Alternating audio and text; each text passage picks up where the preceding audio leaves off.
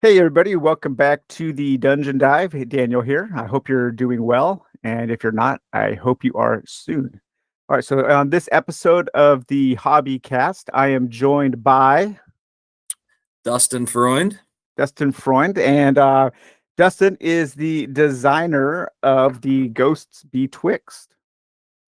So here we have the quick start guide here, and that was one of the earlier games that I covered on the Dungeon Dive. I did a cover video for the prototype that you were shopping around, Mm-hmm. and I think that was for your. Was that for your the first time that was on Kickstarter, or was that the second time? That was the first. That was the first attempt at Kickstarter, Okay, and yes, you've been a great friend to the project from day one. I think, yeah, absolutely. You had the first video, and it was the prototype. We just now the old printed prototype. through Gamecrafter the mission #1, and you checked it out. And Oh, that was through Gamecrafter, huh? That might have been. Yeah, that might have been my first experience with Gamecrafter. Then also, yeah, mm-hmm. they make great stuff. I wish their Mm-hmm. prices weren't so high. If their You prices and me were, both. You and me yeah. both. I know. If their prices weren't so high, I would like every Uh-huh. game to come from Gamecrafter. I think their stuff is really good. Absolutely, yeah. Yeah. The quality I received from that was unbelievable. When I first got the box and opened it up, I mean, I'll never forget that feeling of how just beautiful all the colors popped, and the blacks were black and the brights were bright. It was amazing experience seeing it all Yeah. physically. They have quality printers for sure. Every Mhm. time I get something from them, I like the only thing I don't like, of course, is the chits. The Mhm. wiping off all all the ash. That's Mhm. I hate that part of Mhm. of the. But we're going to talk a little bit about your experience with Kickstarter and designing Ghost Betwixt, and then we're going to dive into a little bit of some of the things that I really like. I wanted to talk to you about Ghost Betwixt specifically. Excellent. But I want to start off all of these interviews. So this is my first interview for the Hobbycast, and so I just wanted to check in with you. Like, what's on your hobby table right now? What are you playing? Are you playing anything?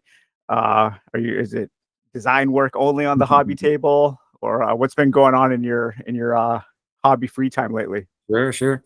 Well, Daniel, thanks again for the opportunity. And so lately, I went to the game store a couple weeks ago. I had about $100 blowing a hole in my pocket, so I picked up, on your recommendation, Tiny Epic Dungeons, of course. Oh, Uh, cool.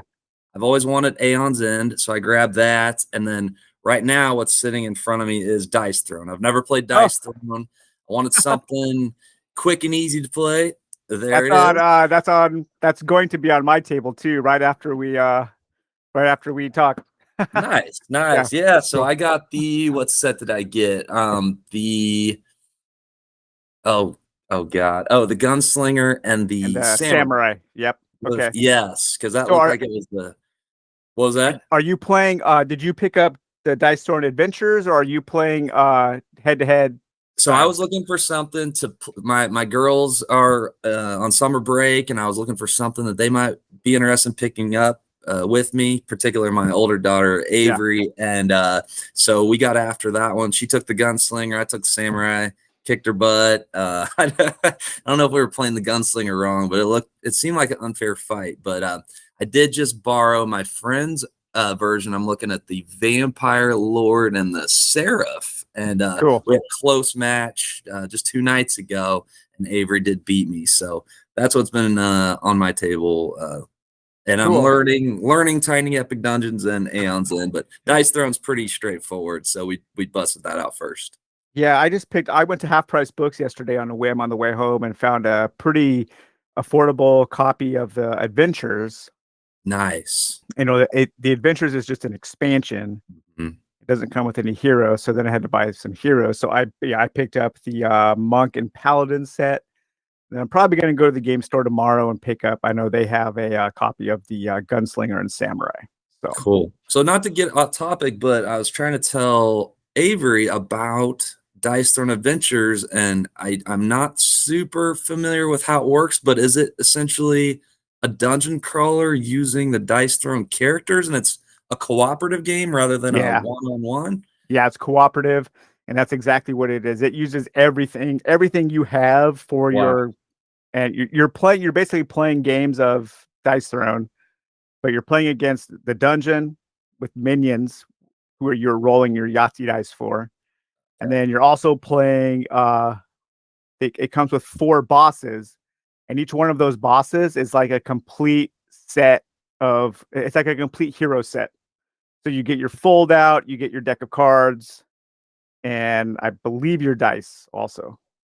And so then you can also play boss versus boss, and they're kind of like more powerful heroes because you're supposed to, like, womp on them cooperatively.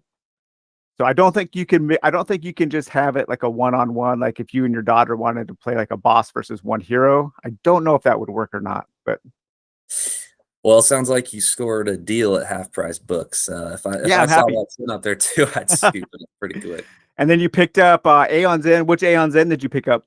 The base copy, I think the second edition or whatever the most updated edition is of the base game, because Yeah, I yeah. I got my eye on the legacy, but I figure I better start with the base game. It was pretty affordable, so better start there, make sure I like it before diving into the legacy version.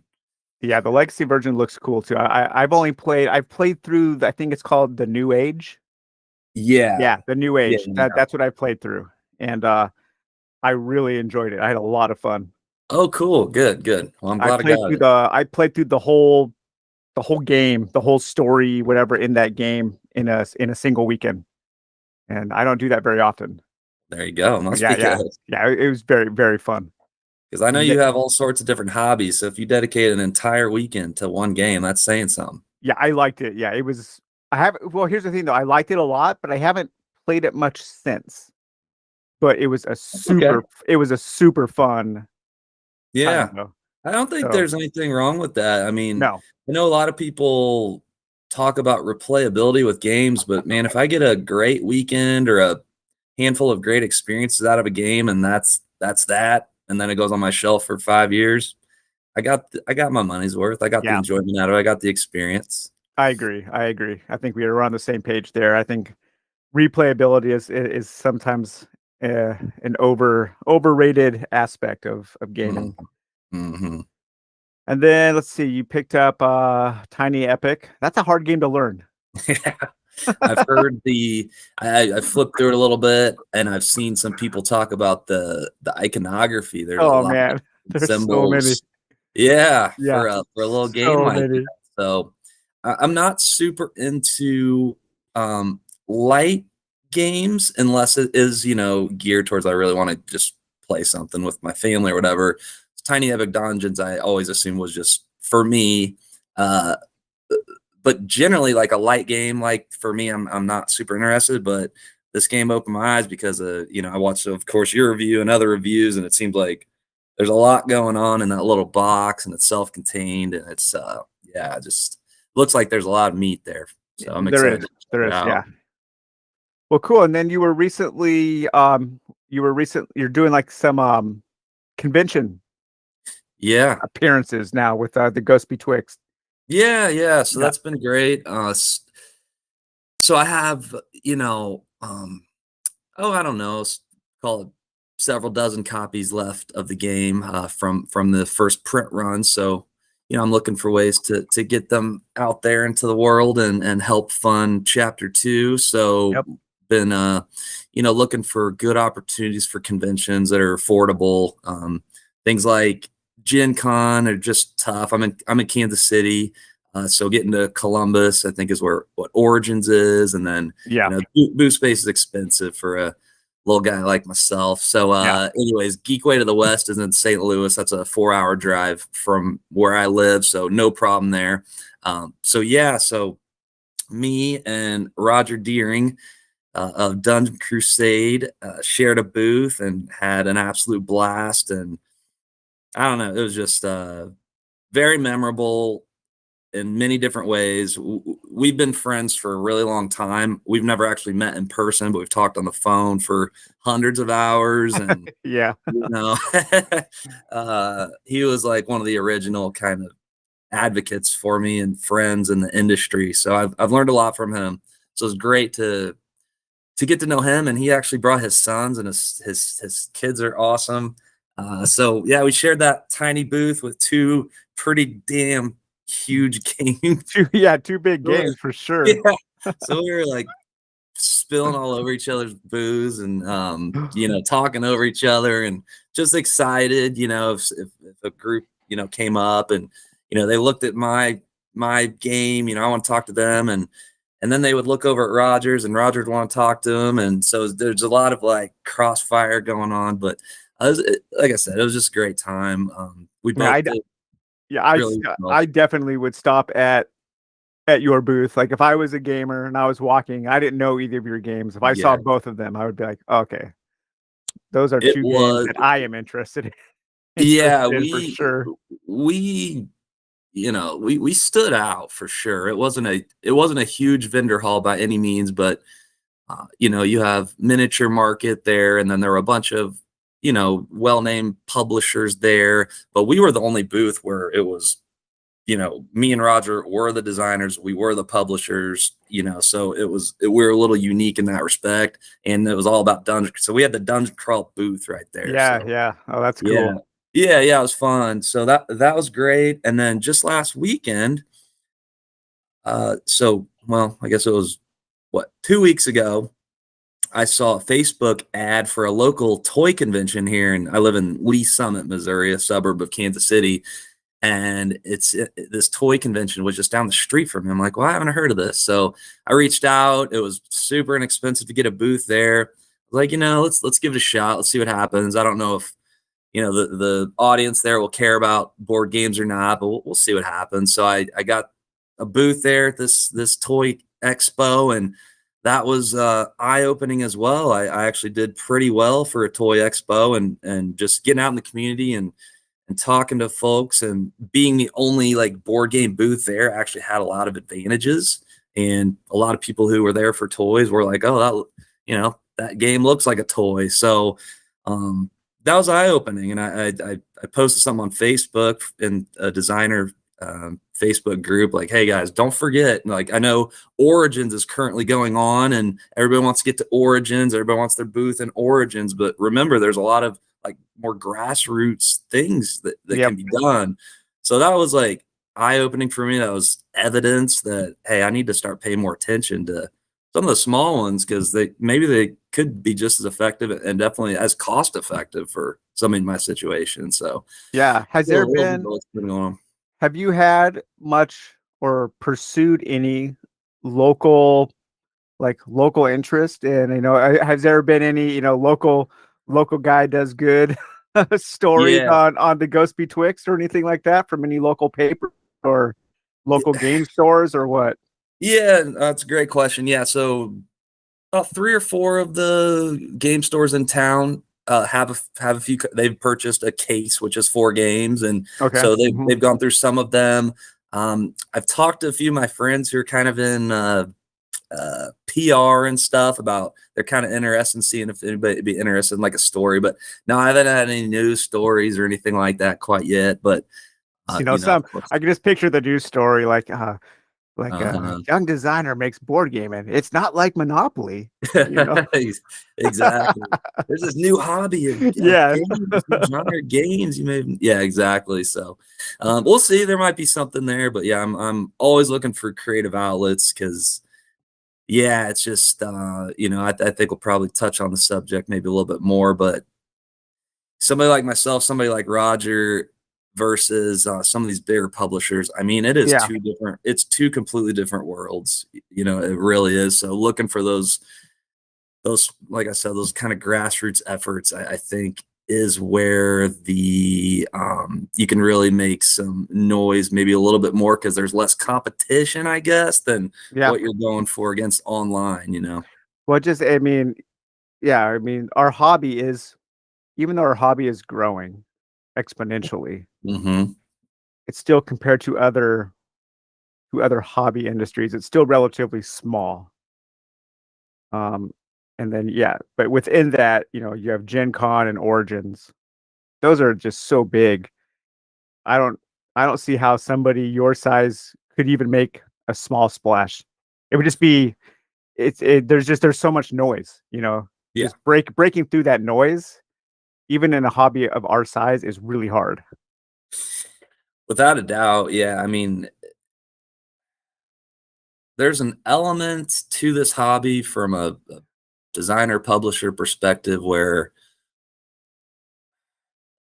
it's the cult of the new. We all see it. We see the machine of publicizing new games, and it's yeah. I don't have to get into detail there. We all see it. Yeah, It's what's next, what's next, what's next. When something releases, like, okay, well, that's great. I got my game. All right, what am I backing next? yeah, So that's kind of like, the big conventions really celebrate that. And then I think a lot of the audience are like, oh, I've seen that, the ad for this game, or I've seen Tom Vassell talk about that game. So all that stuff, somebody in my position is kind of competing with, where maybe some of the more local conventions and stuff, maybe they're not as into, the online stuff, or maybe it just having that face-to-face connection is a little more meaningful. I don't know what it is, but it's starting my path is starting to become maybe just a little bit more clear as of yeah, late, if that makes sense. yeah. Well, I think, yeah. I mean, it's going to take, like anything. It's just going to take practice and Hmm. getting your feet wet, knowing how to blaze your path. Hmm. So Ghost Betwixt is a dungeon crawl, but it is one with a little bit of a different theme because you are playing as a family and you are going through basically a haunted house.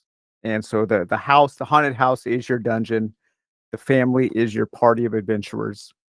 Um, what were your major influences with that, and how did you come to that through your major influences? Sure. And are you talking about like the theme itself for the game or the mechanics? Uh, Maybe a little bit of both. Like Yeah. what would you say were your influences for some of the mechanisms? Not like Mhm. you rip Yeah. things off or anything, but we all have our influences.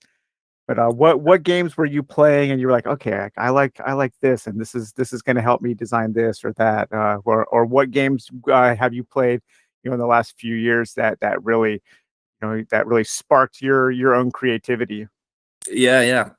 So mechanically, my love for board games began with Hero Quest when I was a kid, Hmm. and just really fell in love with that. And I've somewhat recently found my old copy. I thought I had lost it, and then my mom found it buried under God knows what, and I was, of course, super thrilled. So I was looking through it, and I had drawn like all over the cards. I don't think I don't think the monsters rewarded you gold when you killed them, but I was like, nah, that got No. two gold. So I like drew 2 gold on the coffin and stuff. So anyways, that kind of, I always loved video games growing up, but then Yep. like Hero Quest, I was just like, oh my gosh, this is so fun. So kind of started there. I'd say I then got out of board games, as a teenager, and then high school, college. But then I started getting a little bit um, tired of video games in some ways, probably 10 years ago. And I started kind of searching around online, and I saw a game called Descent. Yep. And so I bought Descent second edition, and that's when that really ignited everything. So I just loved it, but mechanically, I didn't love everything about it. It wasn't Yeah. exactly what I was looking for. I would say so. I would say my first true inspiration for the mechanics of the Ghost Betwixt started with Imperial Assault. Hmm. My friend Kevin and I played through an entire campaign. I was the Rebels, he was the Imperials, and the there's several things different between Imperial Assault and Descent, but for me, one of the biggest ones, it seems simple, but instead of all your heroes going at once and then all the enemies going all at Yeah, once, the staggered turns. yes, it's Yeah. a Yeah. back Yeah. and Yeah. forth. So that initiative or turn order is a huge part of the strategy. It Which, really is. Yeah. It yeah, makes the just games feel way different. which person are you activating first? Because if you send in, oh, was there one? I think there was a hero named Finn in that one, different Finn from the new trilogy. But sending Finn, like, okay, he's going to get whooped, from some stormtroopers. So who do I send in first? I send in the Wookiee or whatever.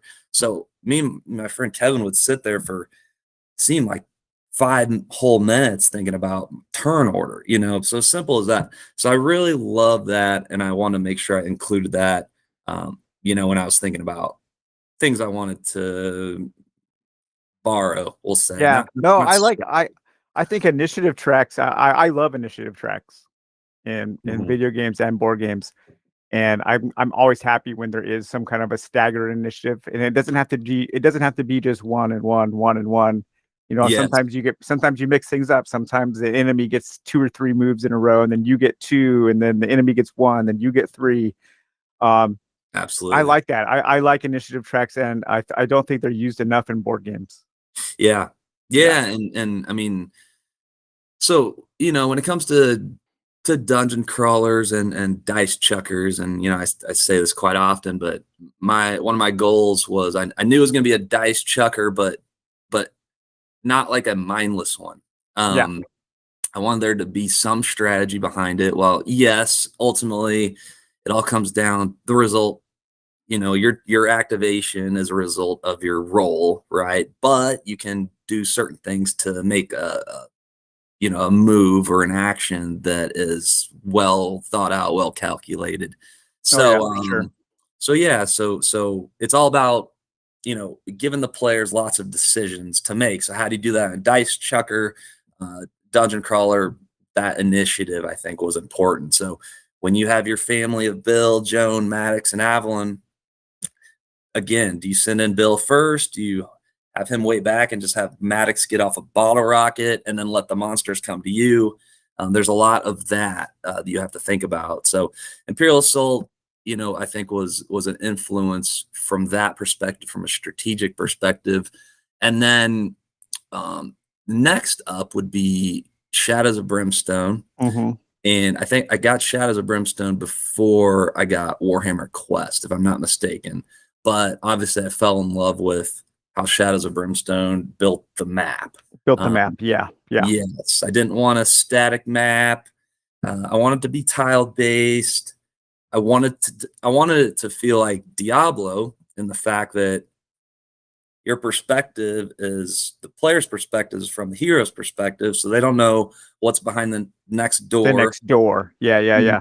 Yep. So yeah, the dungeon, while it's controlled, mission 1 knows it's in the first floor of the Bennert's farmhouse, so it knows the tiles to use, but the game's going to randomize how they're laid out. That was important to me for replayability, especially if you need to, if you lose mission 1, you want to replay it. It's going to be different. Mm-hmm. Yeah. So that was one of the things that I really liked in the game. Yeah, let's talk about that a little bit. So yeah, you have those you have certain scenarios. This is a scenario based game, campaign based game. You are going through the same missions. There's some variety. We can touch on that where we into side missions and how you take them. But each scenario does have randomized elements. So you could play the same scenario multiple times and have very, very different experiences. And a lot of that has to do with the map tokens and the fate tokens and how those get stacked up. So for people unfamiliar, we have map tokens, which those dictate when you draw a map token, which tile is going to be placed next. So the layout of the house changes from game to game. And the fate tokens, those dictate what kind of story and encounter elements are going to be encountered next. And those are also mixed in. So those change depending on how you encounter them and where you encounter them. So I thought that was a pretty interesting system because it's kind of like Shadows of Brimstone with those encounter the discs, but it also feels a little more different. And you can also tell, I think you were kind of looking at those your discs as also the deck of dungeon cards in Warhammer Quest. But yours kind of handle 2 different things. So I thought that was a really, really neat use of components there.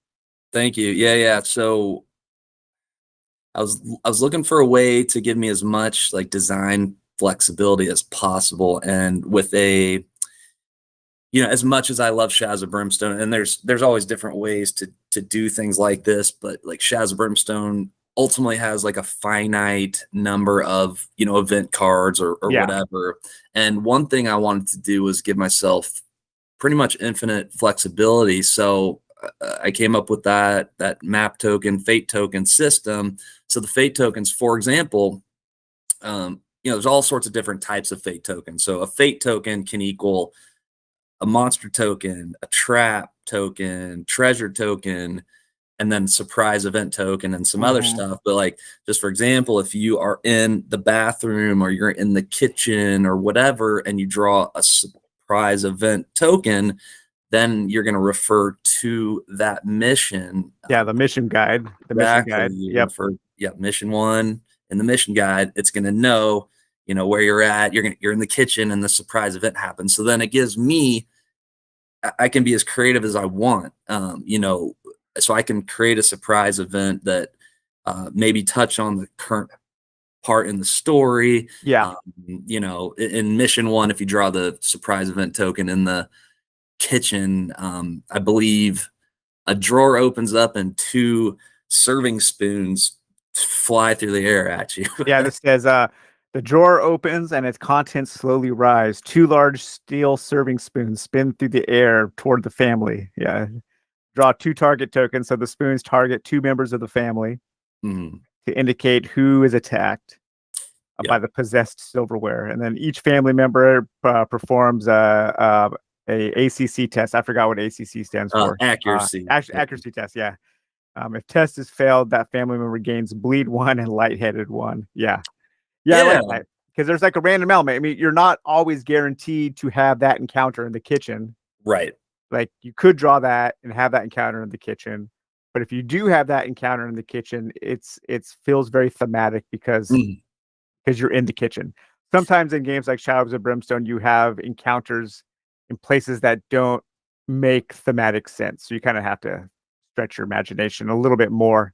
Like, why am I trudging through this deep pool of water in the desert, or stuff like that. So right. So I mean, it's when it comes to creating games, you have to like really think about those kind of the pillars that are like propping up everything else. And so that map fate token system was so important to get that right. And ultimately, I'm really excited with how it came out, because any future, for creating that particular game, chapter 1, and however many other editions I create, which definitely chapter 2, but that'll always be kind of one of the foundations of the game, because everything can be stacked up on top of it. I have kind of ultimate flexibility on that, which is great. But so that's kind of just, surprise events is one. And there's, like you were kind of alluding to, there's only 2 surprise event tokens in mission 1, and they're ultimately 8 map tiles. So you're only going to see 2 out of the 8. But then when it comes to like combat, you could get lucky and have the monsters that you draw staggered out over mission 1, or you can get unlucky and you always draw 3 fate tokens for every map token. So you could draw a couple map tokens and then 3 monster tokens, and you have this giant war. Yeah. And so then that's when it's like buckling, and you do have probably a 30-minute fight, which can be really fun. Maybe a little intense or whatnot, but that's really exciting for me whenever just it randomly occurs like that, and then you have this giant fight between the rolling pin lady and some ferrets, and then there's some spitting silverfish. I hate those guys. All in the kitchen. And it's just, and I'm just like, man, that's cool. So I had this one really bad combination, because I think so the monsters also, when you draw monsters, while there's not like a huge number of different monsters in Ghosts Betwixt, maybe there's like about a dozen or so. About 8 and 12. There are again, you added this element of randomization where there are monster abilities that get drawn from a deck that expands over the course of the game, So Yes. each time you fight a spitting silverfish or one of the dogs or one of just the lackeys, going to be a different version of that particular enemy.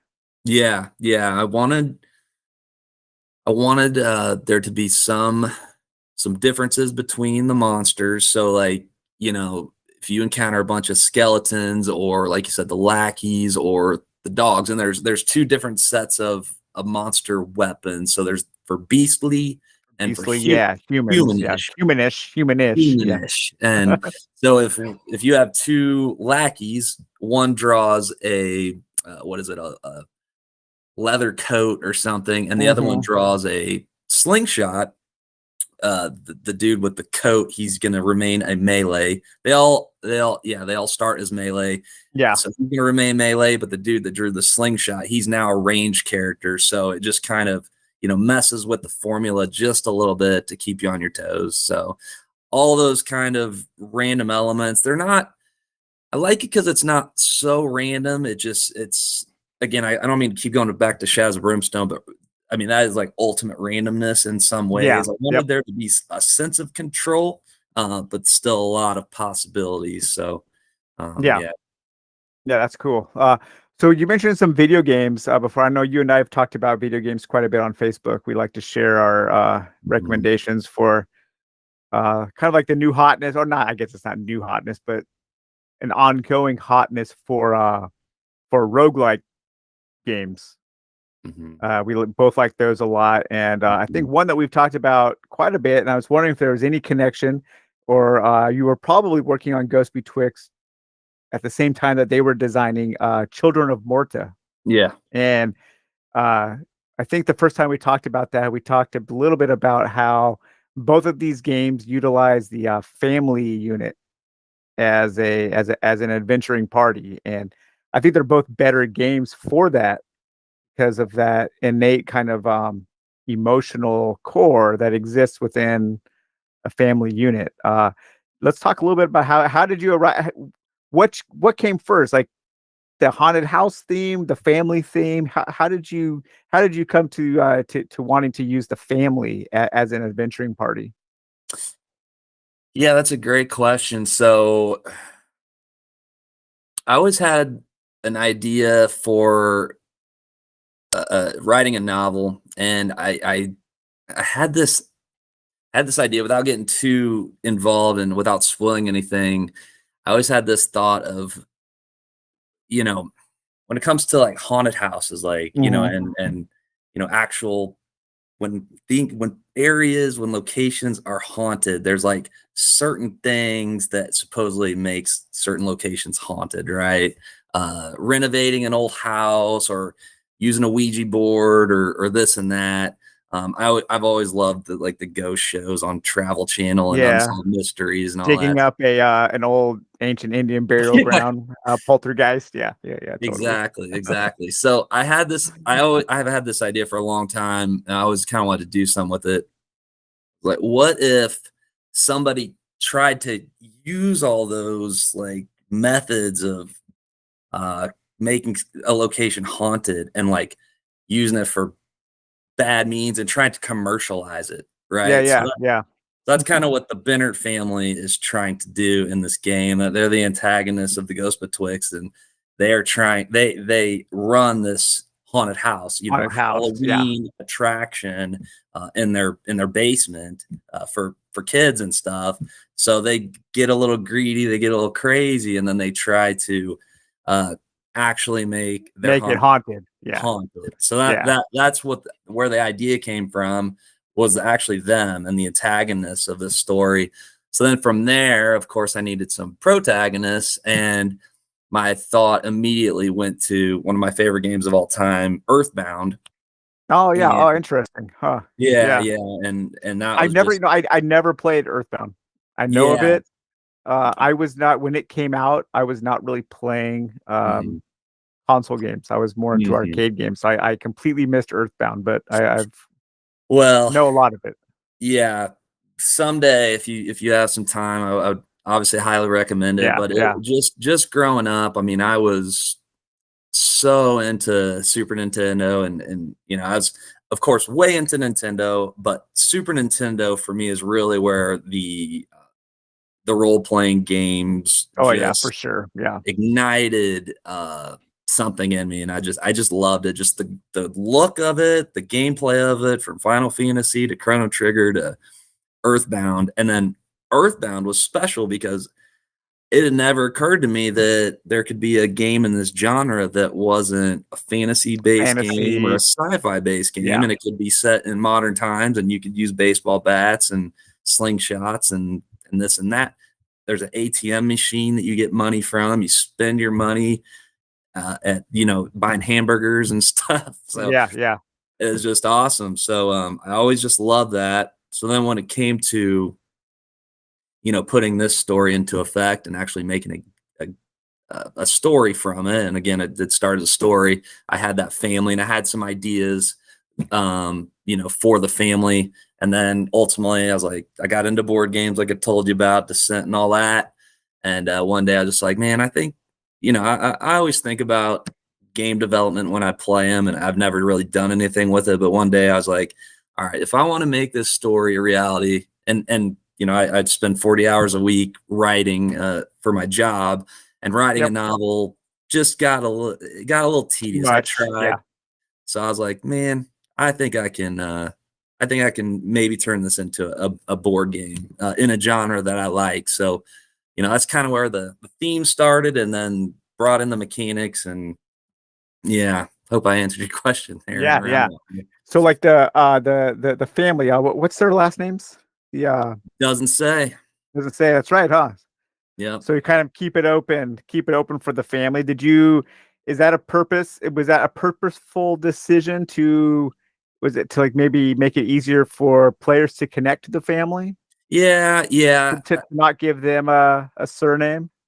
Yeah, there wasn't like a super. I'm not sure I have a great rhyme to the reason why I Yeah. chose that. Uh-huh. It just feels right, you know, just having first names. And I'm not sure adding a last name adds anything, but yeah, leaving it kind of open ended, and you can fill in the blank. And I think the family, of course, I tried to make them relatable. They all have distinct personalities. That was a big part of the story development process, was Yep. you know, really thinking about, I had to think about how each of them would react to certain events in the story, so they had to have their own personalities. So yeah, so then it starts to kind of write itself when something crazy happens. You know, Joan is the leader of the family. She's the bravest one of the four. Yep. um So did you Bill. did you map did you like take each member of the family? You've got Bill and Joan as the parents. You've Hmm. got Maddox and Evelyn Hmm. as the kids, and then the kid that they're trying to rescue Hmm. is um, Richie. Richie. Yeah. So, did you kind of map them to archetypes, to fantasy, to standard kind of fantasy archetypes? So mechanically, yes. Yeah. Mhm, mhm. Bill's the tank, Jones the Yep. healer, yeah, Maddox is the mage, Avalon's the rogue, Yep. Richie is somewhere in between. Yeah. Yeah. Personality wise, I just thought about people I knew, you know, my own family Mhm. and stuff. So Bill is very much like my dad. And he'll probably listen to this, so I'm not saying anything that you want to, but little clumsy, little aloof at times, but like super overprotective and loving, and all those great things. Joan, yeah, she's kind of the in some ways the leader, the rock of the family. Mhm. Avalon's kind of a smart ass, goth chick, Yep. sarcastic, and Maddox is kind of the brainiac, and he's always looking for explanation, and maybe over explaining certain things when nobody cares about the science behind it and stuff. So um you know, I messed around with lots of different personality types, but I kind of settled on those, and they all kind of fit for different reactions from different situations in the story. They all Yeah, play and I off think one they're another pretty well. like you were talking about how you have this really nice mix in the game of it being a dice checker, but also having a lot of strategy and tactics. And I think those really come in with the family members with their different powers, Yeah. and you really have to be smart with how you use them. And I like how Bill and Joan, their powers feel parental. They're protective of their kids, and so a lot of their powers have to do with them being close to other members of their family. And I thought that was a really nice kind of like thematic touch there.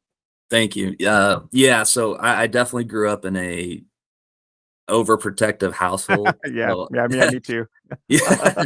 So yes, Bill's starting ability is called overprotective. Overprotective, He, yeah. he is the he is the tank, and so yeah, if you use his ability, he gives a defensive die to a nearby family A member. nearby family member, yeah, yeah. Yes, yes. And then Joan, she's a nurse by trade, so she's the healer. She doesn't have to remain a healer, as you go through character progression and Right. level her up. You can lean her more on the offensive side where she's shooting syringes full of Yeah, disease. goo, yeah, disease, Yeah. water, yeah, unholy water or something, yeah, Uh-huh. holy Yep. water.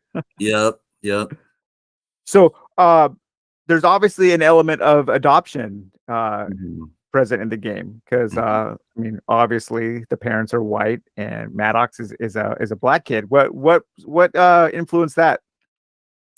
Yeah, so my first real job in my current role as a copywriter, content manager was in adoption, and I stumbled into it. I knew nothing about it, and I was there for almost 8 years at an adoption agency, and it was just extremely fulfilling. I got to talk to lots and lots of different adoptive parents, lots of birth parents, lots of adoptees. In fact, the owner of our agency was adopted himself. So I just grew to really respect, appreciate the whole process, just Mhm. everybody involved, and what it takes to have a successful adoption.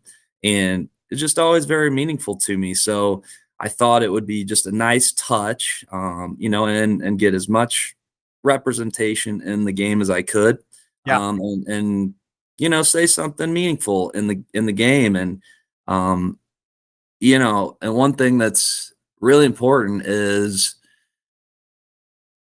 when Bill, Joan, anybody talk about Maddox, they always just say he's their son, he's He's their their kid. son. Yeah, The yeah. word adopted is never used No.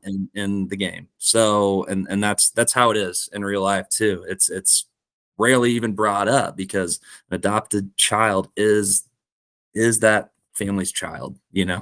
Um, the biological nature of it is irrelevant at some point, Yeah. in these Yeah. families' history. So I just saw I thought it was a good opportunity to just say something about adoption and just promote it maybe in some way. No, I think it's great. I think I'm a very big proponent of representation in games. And of course, whenever I bring it up on the channel, some idiot Yeah, says, "Stop being political. Stop shoving your agenda down." It's so dumb. it's I mean, we it's talked about it before. uh-huh. It's just the dumbest thing.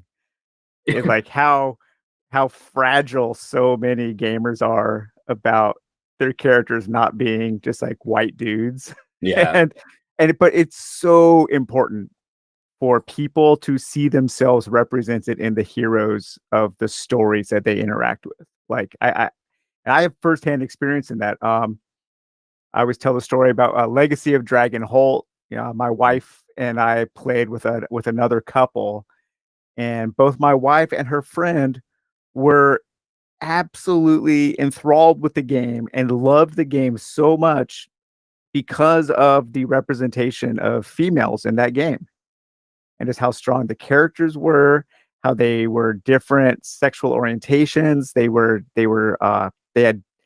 different professions that are normally relegated to male characters, and they absolutely loved it. And that's from Nikki Valens, and Nikki Valens is one of my favorite designers, and she goes out of her way to make games feel more like just our modern society, like Right. the modern world we live in, where we are interacting with different kinds of people all the time. So I always appreciate it, and I always call it out when I see, people, different kinds of people being represented in games, and it's something Yeah, that yeah. we need more of, for I sure. I totally agree, and it's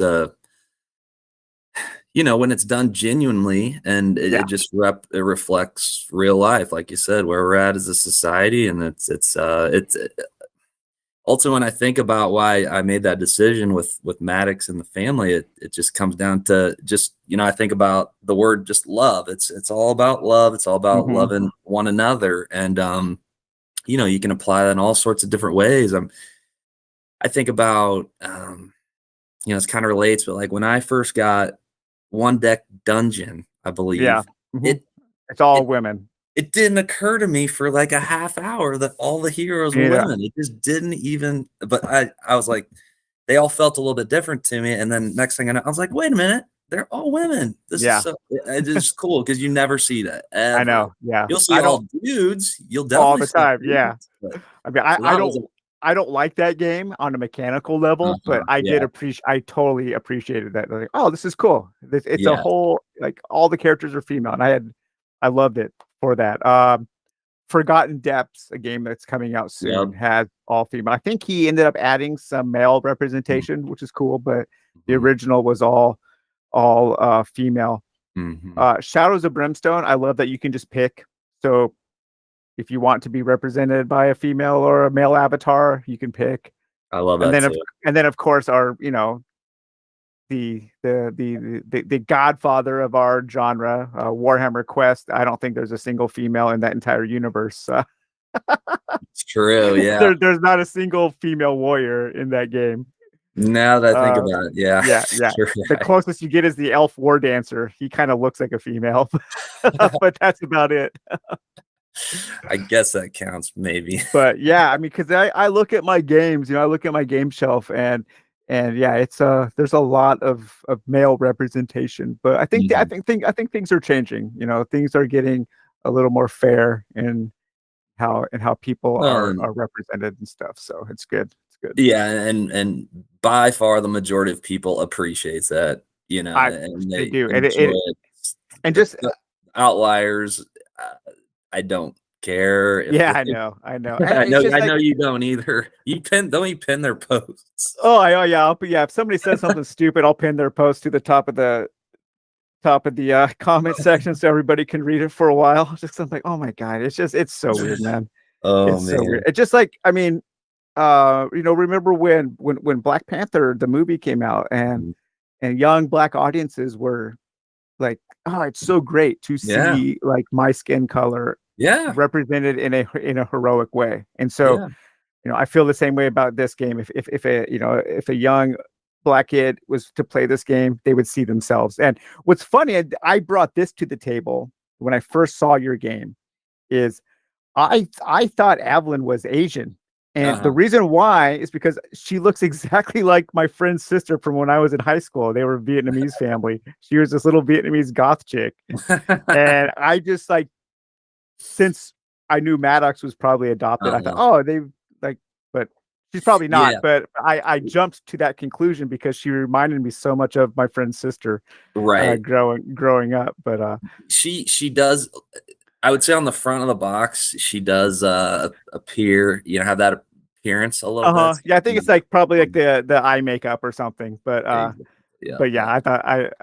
I thought that was funny because I was like, oh man, Well, I she haven't thought could. of Hey, Vo, it's and it's up for interpretation. I mean, yeah, hey, you want her to be hey, yeah, they don't have a last name, right? no. Mm-mm. So you talked a little bit about some loot, and how Mm, Earthbound, yeah, Earthbound, mhm, you had like bats and real life items, and that's another thing that is really cool about Ghost Betwixt is the loot. There's a lot of mhm, it, and it uses everyday items.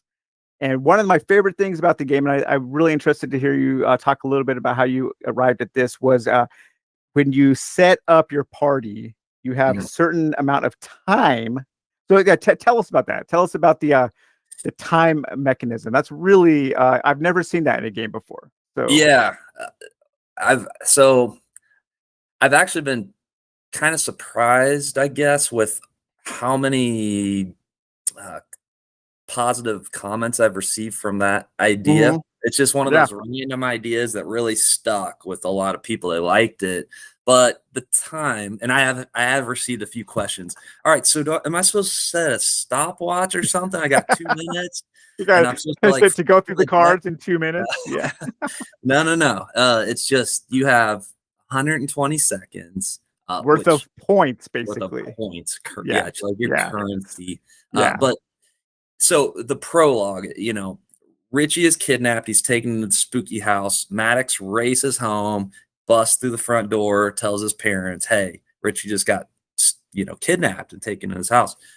Um, Joan's like, "All right, meet at the van in 2 minutes. Yep. Grab whatever you can."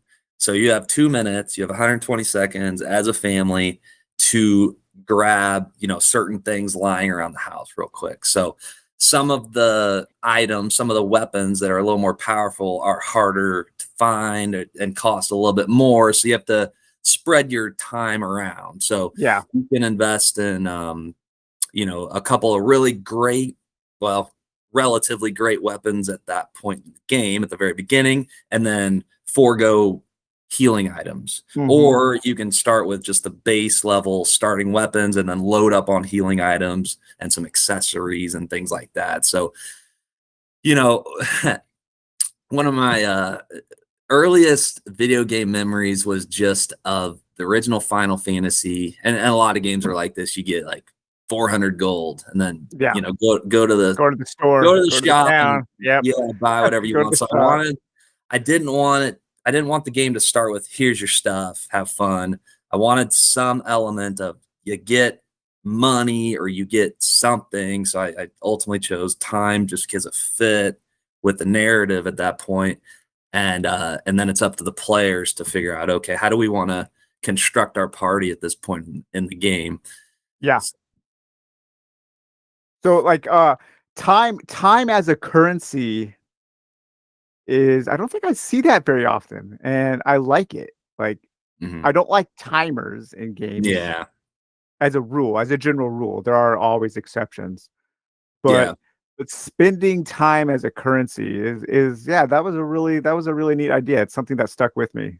Thank you. Uh, Yeah, it's again like it's all about giving the players decisions, as Right. Hmm. many times you can throughout like a campaign game and then in each mission and each action. So again, instead of just dumping some gear on them, hey, why not give the players some agency and and then do you want I mean, so Bill is naturally geared as a melee character Yeah. and Maddox is naturally geared as a ranged As character. arranged. Yep.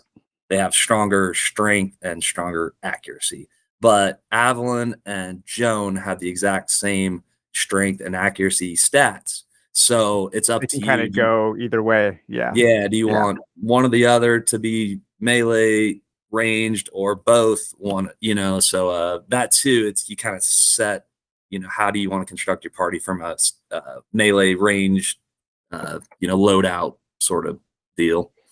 Now, was there? I also feel like there's some zombie ate my neighbors Yeah. influence on this game. Yeah, yeah, Yeah. that was one of my favorites as well. Yes, just Squirt guns and yeah, yeah. absolutely. The soda pop grenades and Yep. No, one yeah, thing I think that I have a little bit of difficulty with the game, mhm, understanding, and I'm sure. wondering if other people. I wonder if you've heard any other people mention the armor system, uh, Yes. the fractions. Mhm. Are people? Am I the only one who sometimes looks at that fraction and is like not Yeah. exactly sure what to do I've with had a it? few yeah, I've Or had a few people ask, uh-huh. so the fraction system with the armor is you're building your each piece of armor offers a fraction of some protection, and you want to build a set of something to where you get a full point of defense. Um, I find it a little difficult because I to build a good set. Yes. So is that something maybe you're addressing, or can you offer any tips to people Yeah. on how to alleviate that? Yeah, absolutely. And I meant to say this earlier. I'm an open book, so yeah, lay it on me. Yeah, Anything, I'm happy to address, because yes, as proud of the game, as proud as I am of the game. I mean, it's not probably perfect in every every area of it, but like, so where that concept came from was originally, it was a set collection thing, but it was more like, if you get a set, then you get an extra defensive die. We right. still have elements of that, but as the campaign went along, uh, there was a lot of defensive dice being thrown around, and then it would like there's a lot of negating of hits and a lot of nothing happening. So I tried to think of a way to still have an armor system, but it just provided slight benefits, if that makes sense. So Yep. the kind of the crappiest set of armor you can get, and then this carries through a little bit, but once you get three, I forget, one of the sets of armor, it rewards you a quarter of a shield. All right. Right. Yep. So if you get three pieces of that set that offer a quarter of a shield, okay, you have 3/4 of a shield. Well, on the tan defensive die, there is 1/4 That one shield. quarter. Yeah. So when you get those 3 pieces of gear, it almost, in a sense, unlocks that side of the die. Yeah. So now your tan die is a little more effective if you have that set of armor. So that was a solution I came up with to still maintain an armor system without it getting so overpowered. Yeah, and bogging down, it could just bog down the combat. It really did, and there was nowhere to go from there. Once you start getting a bunch of defensive die, well, then how do I make more powerful armor later in the game? And then in future editions of the game, it just, there was no, I don't know, there was no breathing room for it. So that was what I happens came up a with. lot.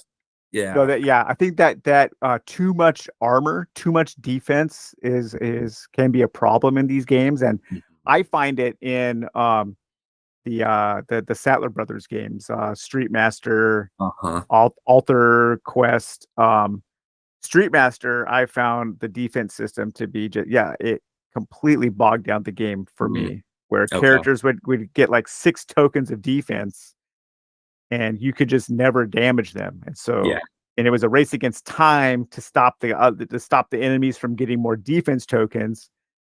Because as soon as they got a certain number, it was just like, okay, I'm just rolling all these dice trying to whittle down their defense. A game I recently looked at, the Dungeons of Doria, which was a beautiful prototype from Gamecrafter. I'm excited about that. Man, I mean, geez, that thing's crazy. Yeah. This guy, he's kind of like kind of like a Dungeon Crusade style. I'm just gonna pour everything into this game that I possibly have. But it had a kind of and I talked to the designer of that, too, kind of a troubled defense system where some of the defense of the enemies is such that as a starting character with a weak weapon, you actually can't even damage the enemy. And you have to kind of like run from them until you can find a better weapon. So that's it's definitely a weird balance. So that was by design, that there's certain enemies you can't. I was like, or you have to have like a weapon that can do at least 1 point of like pierce damage, so you can get through the armor. I don't mind that. I like feeling weak. Do you? Like this. I don't think you do. If I'm not mistaken. I don't. You like the. I want overpowered, or I want at least a chance of being overpowered, right? Right. Yeah.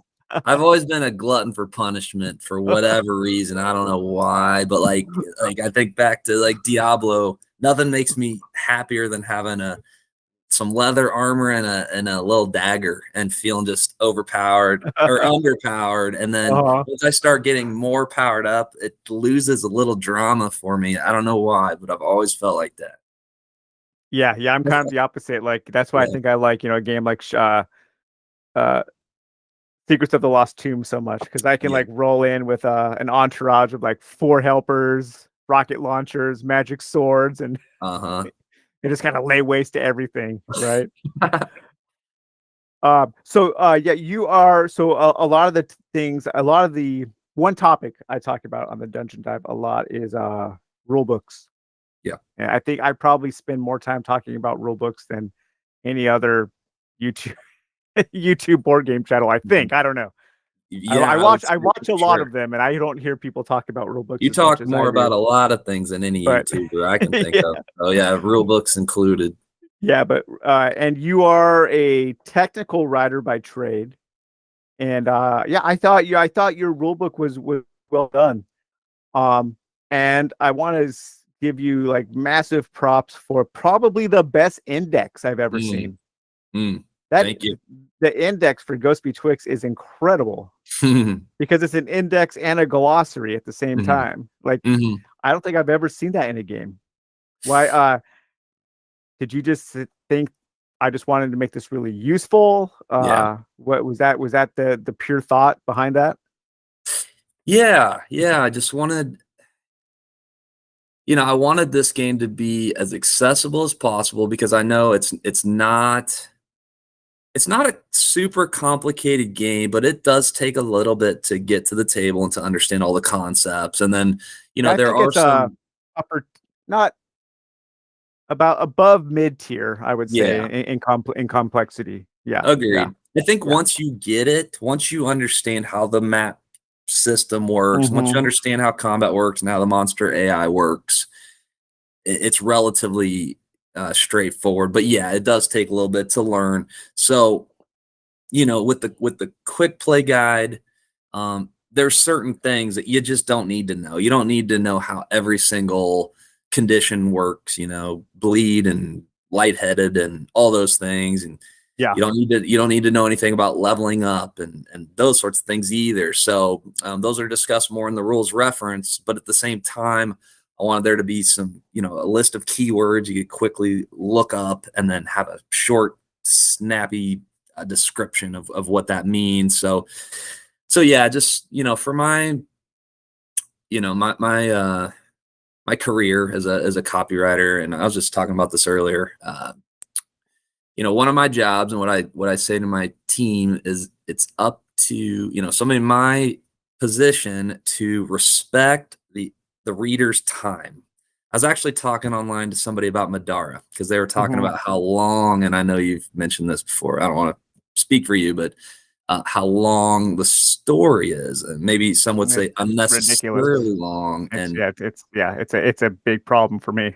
yeah, yeah, and it's just it doesn't again, beautiful game in so many ways, but in my opinion, it doesn't necessarily respect your time and when it comes to the story. So Yeah, so that was important for me when it came to our story. When you're diving in the mission guide, you're never going to see a snippet of story more than three couple paragraphs. paragraphs. Yeah, I appreciated that a lot. Definitely. And I I mean, wanted to like carry that. that's kind of like a good Yeah, example of like about how much story text you're gonna get is maybe 2 minutes maybe yeah, of pausing the game to read. yeah, yeah. And yeah, yeah.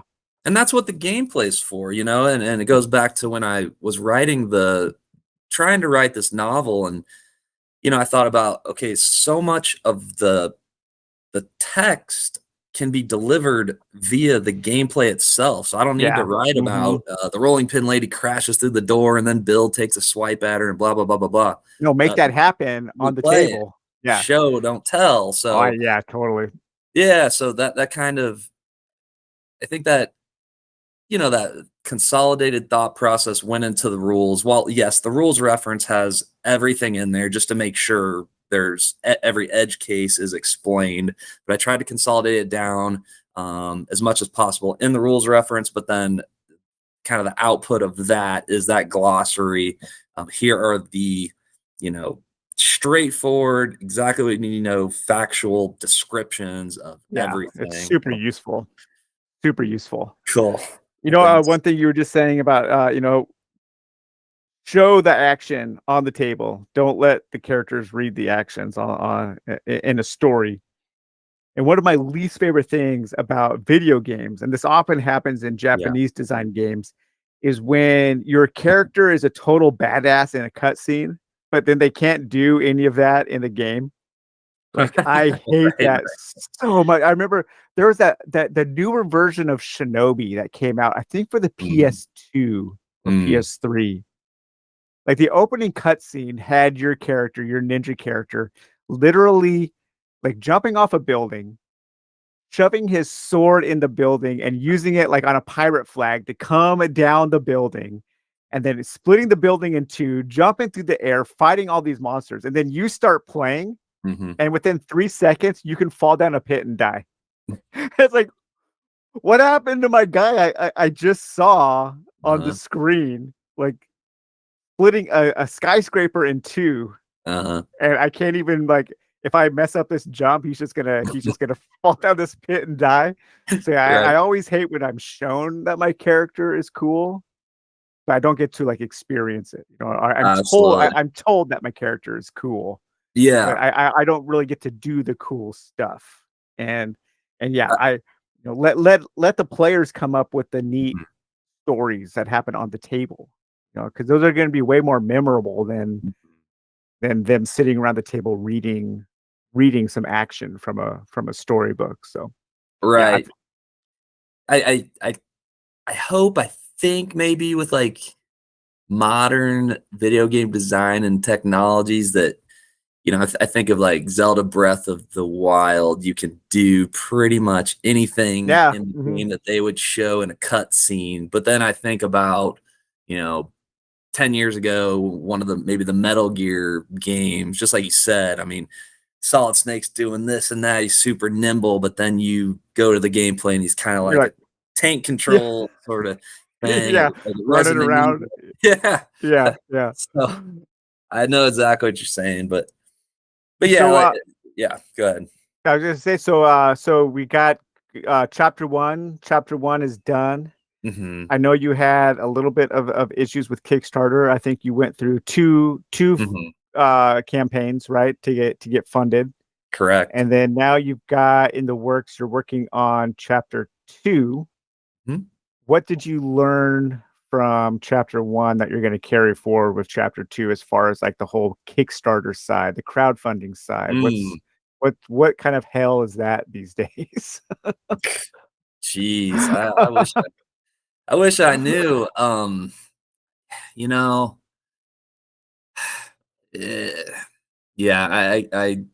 have a lot to say about just the current status of the industry. I don't know if I'll go there entirely, but I just think at the end of the day, you have to set your expectations in a realistic spot. If you're somebody in my position, you're a one-man show, outside of some awesome artists that have helped me along, but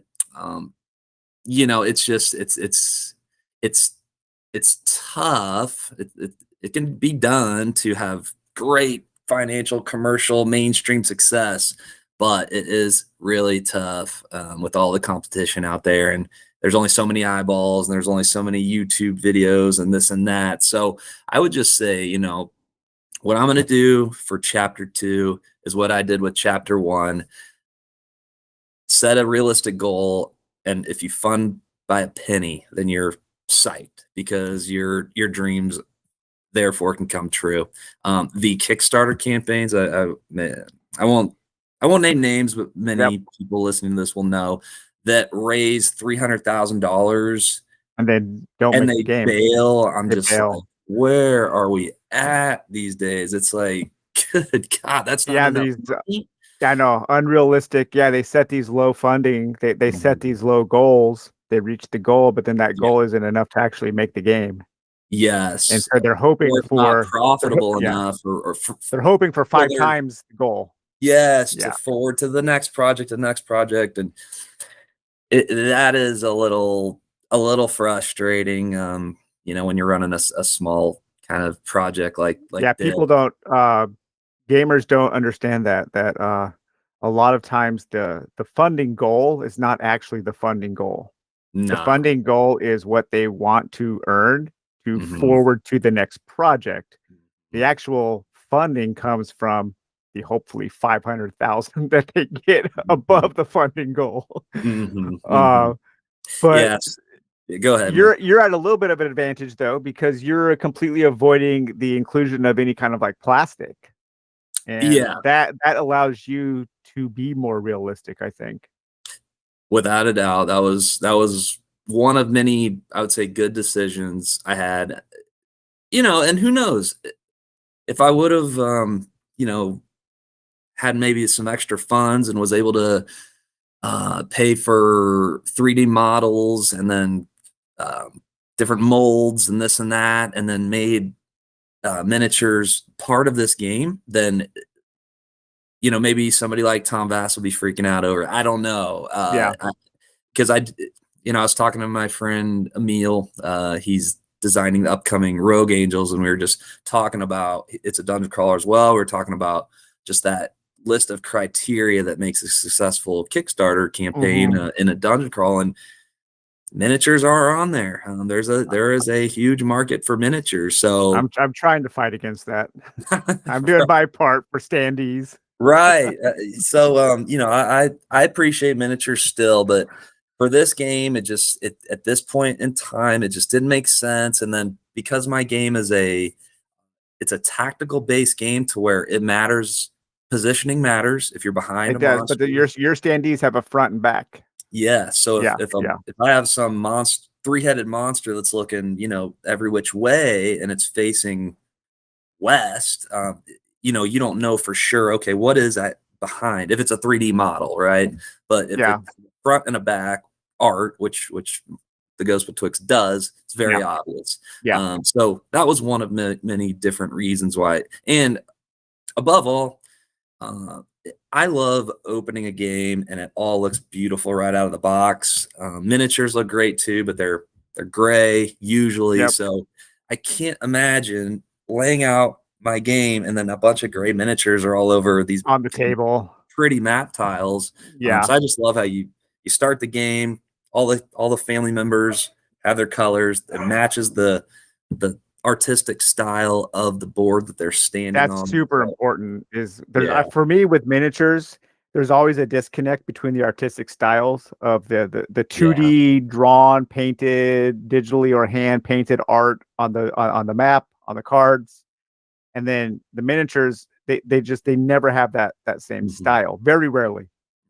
You know, Hellboy does a pretty good job Yep. of mimicking the style, but oftentimes I look at like there'll be a drawn, a drawing of a character on a card, and I think it like I would way more prefer to have that drawing in a standee than a sculpt Right, because right, I like I like the art of the drawing more than the art of the sculpting, I guess. right. Yes, Yeah. I agree. And again, I really, I'm still in awe with what they can do with minis in these days. But it never, ever, ever makes a game more fun to me.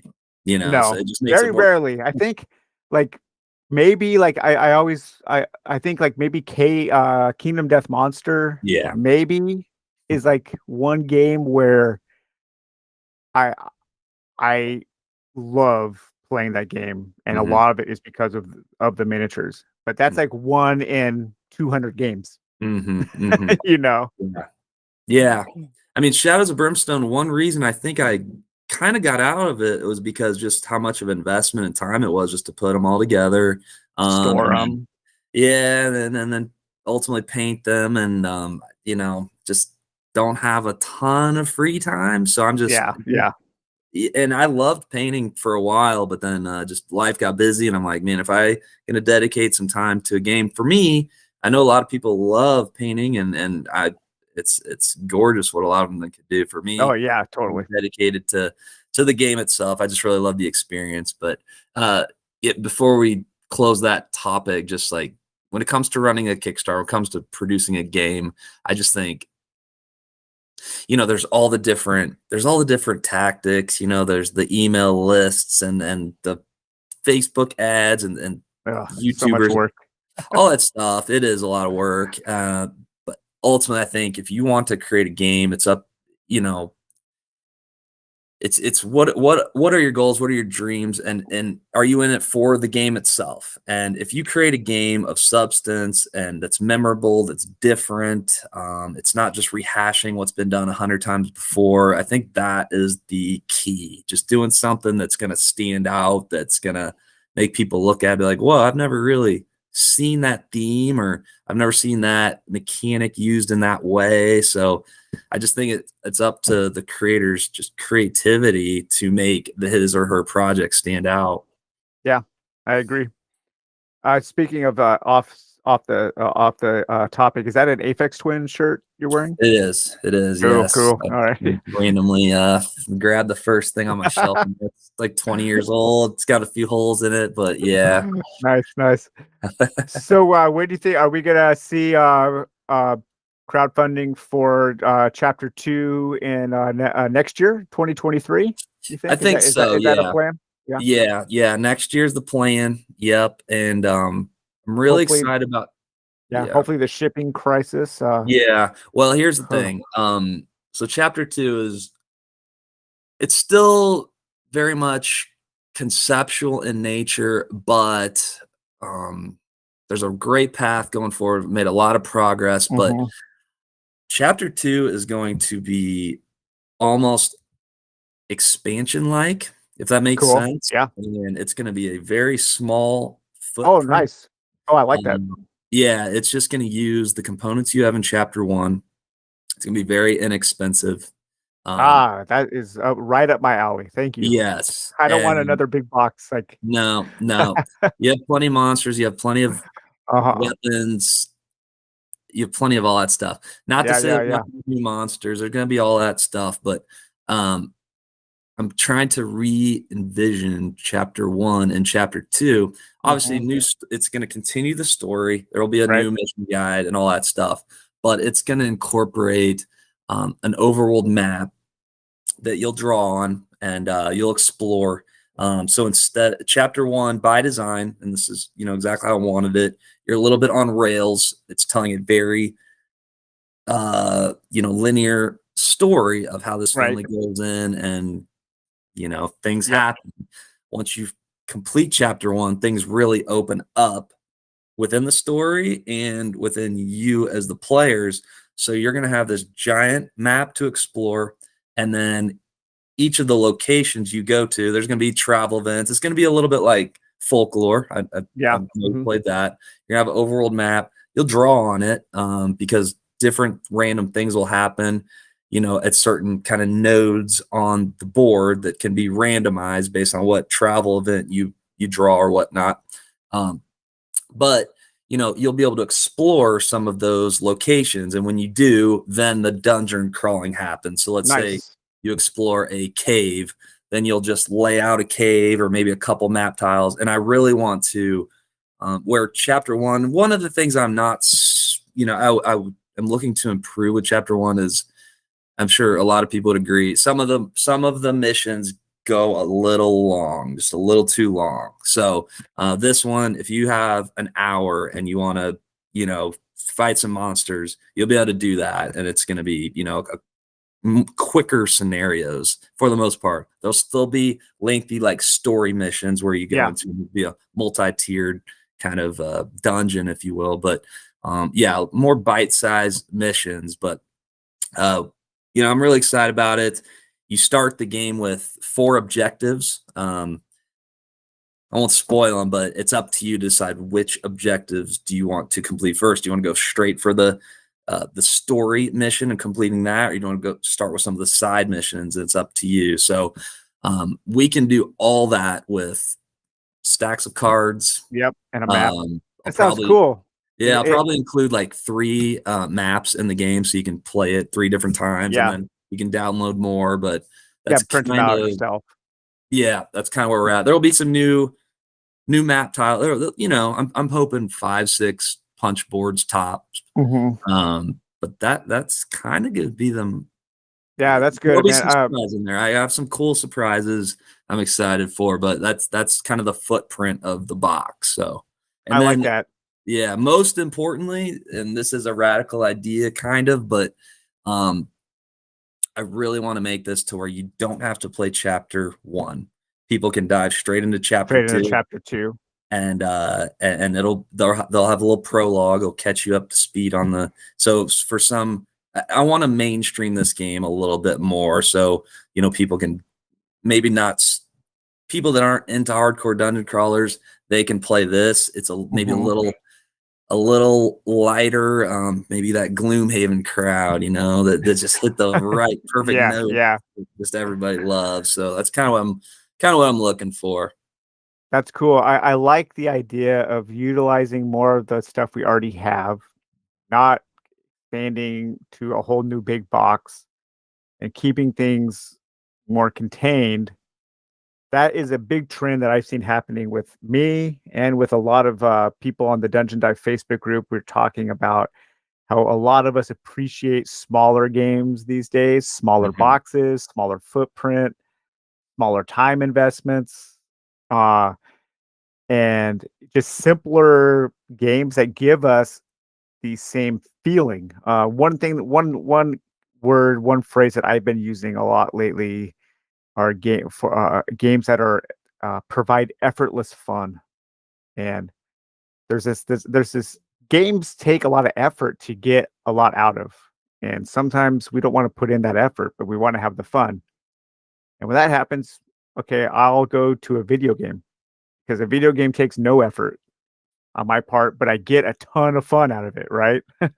Absolutely. Yeah, And you don't have to run monster AI in a video game. You don't have to calculate uh-huh. damage, all that stuff. Yeah, when you play a game, it is board game or tabletop game. It is and you have to activate a certain part of your brain to Yeah, yeah. run it for sure. And And that the can be more draining. I mean, there's a complicated, lot going on in today's world, and so people it's hard to muster up that kind of enthusiasm on a daily basis. well, yeah, absolutely. I mean, everybody's busy with their own stuff, and then it's like, okay, do I want another quote unquote chore just to learn this Just game? If uh-huh. you put the Yeah. investment into it, it's obviously fulfilling usually, but not always. Yeah, yeah, yeah.